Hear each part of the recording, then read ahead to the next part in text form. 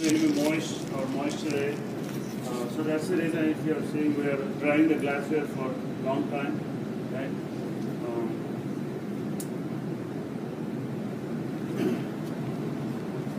So how many of you learned the Grignard reaction in your class?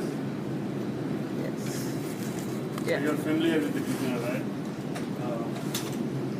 So it's mainly generating an nucleophile, adapting the nucleophile onto the cardinal group, right? And then it forms a oxide or O-, and then protonate it to give the alcohol. But the generation of this Grignard reagent, so that's the Grignard reagent.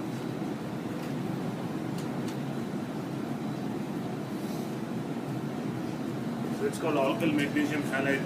Yeah, the other name is also like what as Grignard reagent. Right?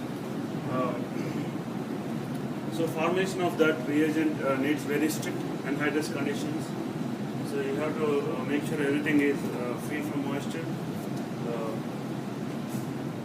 And if you see, we are using anhydrous diethyl ether, right? And one of the tiers will be distributing the ether to you in the oils, and you already have the 2 oils in the oven, right? And the procedure, we are making the amounts half of what is given in the lab manual, right? Here the magnesium turnings we'll be using from the oven that are oven dried, right? And we are going to crush them in the mortar and pestle, right, to make sure the surface of that magnesium is removed. Because usually if you see, I mean, the magnesium on the superficial layer of the magnesium is oxidized to the MgO, magnesium oxide. To break that open, the superficial surface, we crush that so we can get rid of that magnesium oxide and expose the inner magnesium out for the reaction to happen, right? So we don't want magnesium oxide. I mean, if it is there, it should not be a problem, but we want to make sure the inner magnesium is exposed to the reagents to get the Grignard reaction happen, or the formation of Grignard reagent. Right? So the apparatus for this is the round bottom flask that you have in the oven, and so we are going to have something like this. It's called an adapter, rubber adapter, right? And then you'll be using the syringes, or not syringes, needles, to vent the pressure that is built inside. Because ether is very low boiling, right? So it can easily vaporize. So it has to escape out, right? So that's the reason we have to have needles that are inserted into the rubber stopper with the flask.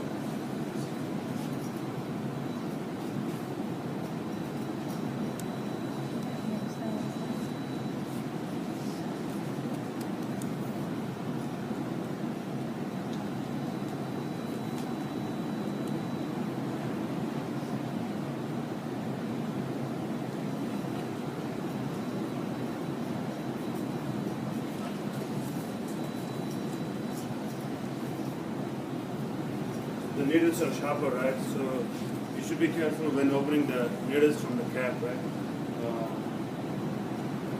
You should not do it very fast, because if you do it very fast, for every reaction there is opposite reaction, right? For every action there is opposite reaction. So if you do this very fast, it's going to go back and pierce your fingers, right? So you should be careful.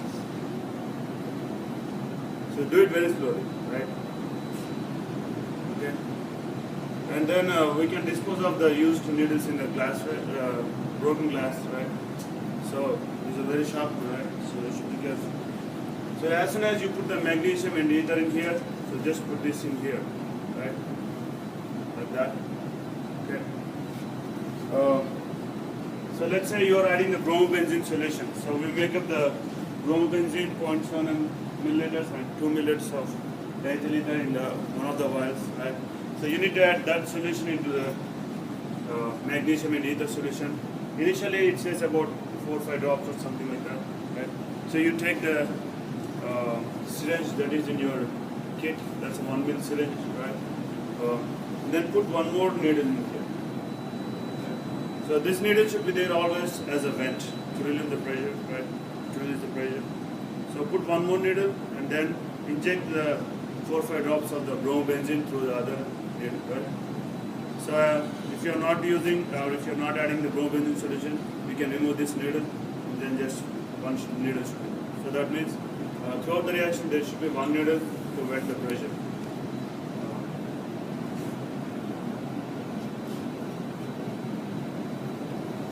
And then first thing is we will crush the magnesium turnings in the motor and then add it to the flask and then ether to the flask, right?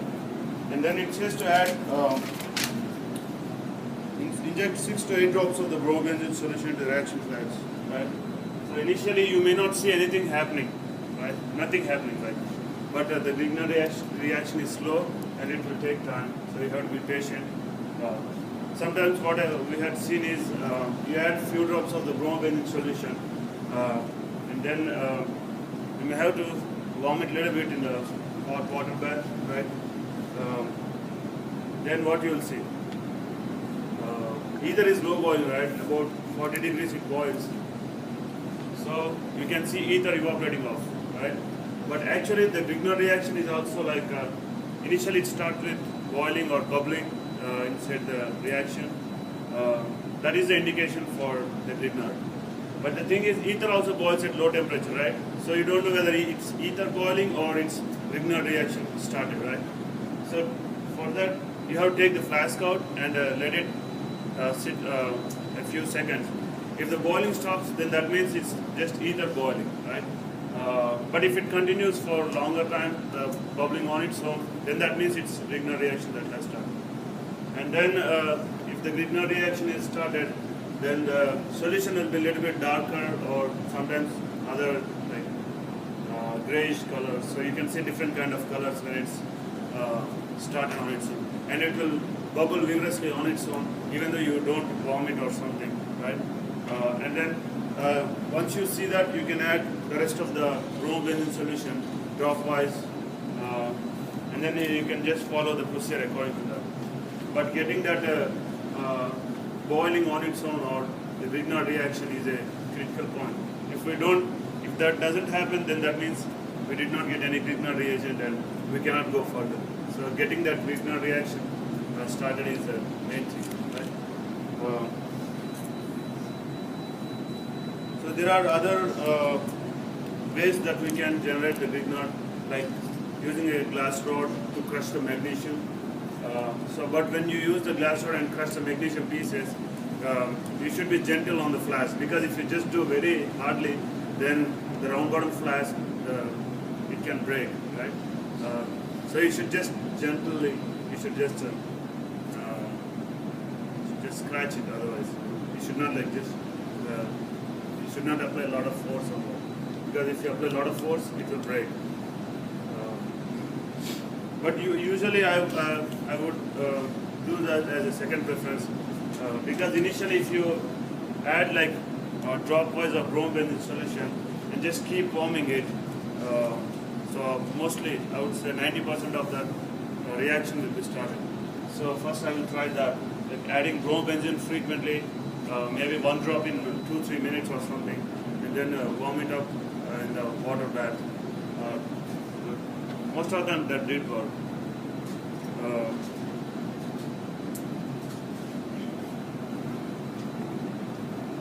So since ether is low boiling, it's more chance that it can easily boil off, right? So what we can do if it boils off is we can replace the ether, just add half an ml more from the stock solution from the bottle.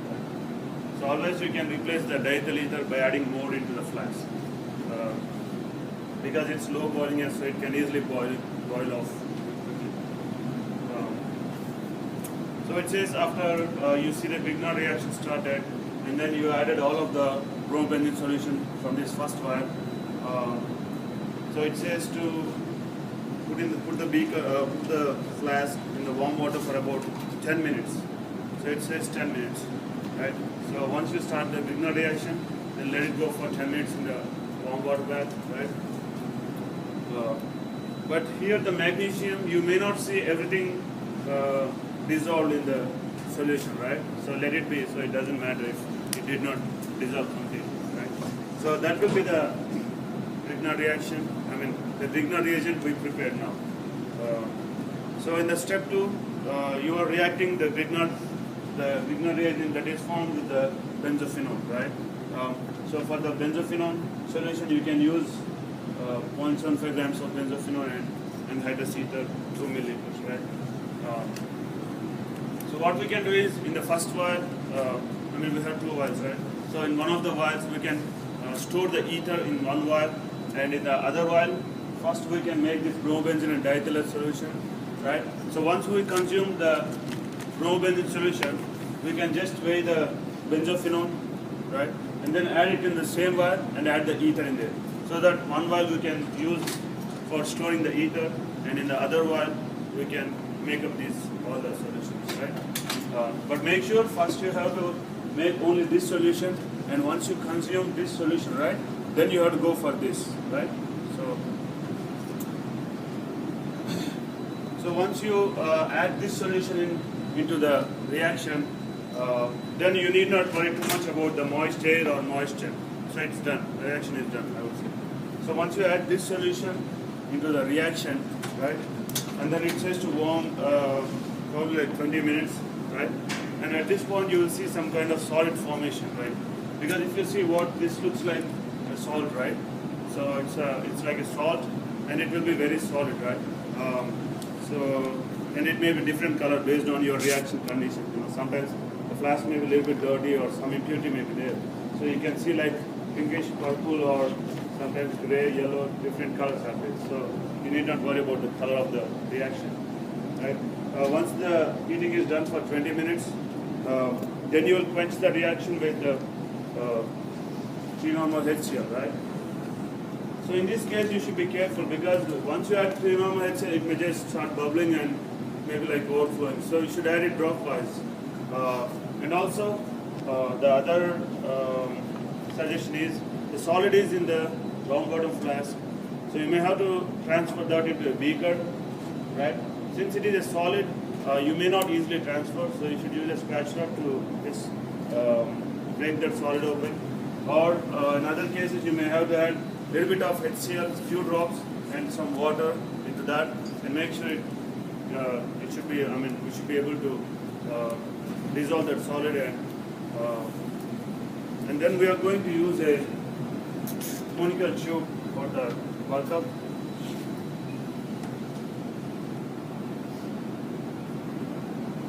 In your procedure, it says a separate funnel, but we are going to use a conical tube for workup.